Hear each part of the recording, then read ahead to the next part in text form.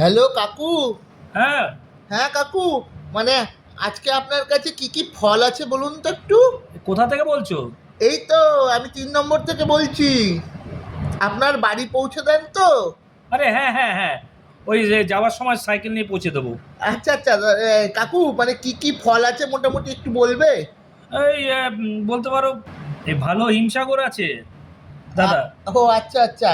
এই আহ, এই পুরো গাছ পাকা আম হবে। এই জলের দর এই 70 টাকা কিলো। ও আচ্ছা আচ্ছা। আর শরবতী লেবু আছে, তরমুজ আছে, শাকালু আছে, বেল আছে। কি লাগবে তোমার বলুন? আরে আমার না তরমুজ তরমুজ লাগবে, ওই ও দুটো বড়, আচ্ছা। মোটামুটি 4 কেজি সাইজের, সাদা দেখে দেবেন বুঝলেন। আরে সবাই তো ওই লাল চায়, আপনার আবার সাদা কি করে?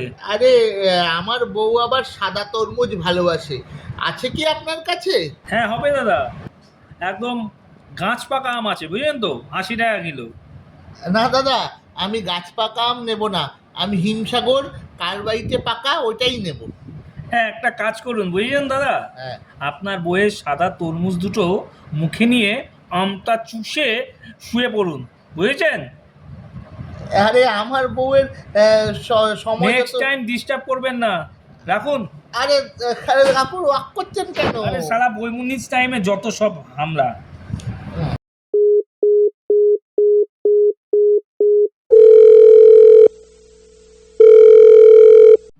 হ্যালো দাদা, হ্যালো। হ্যালো।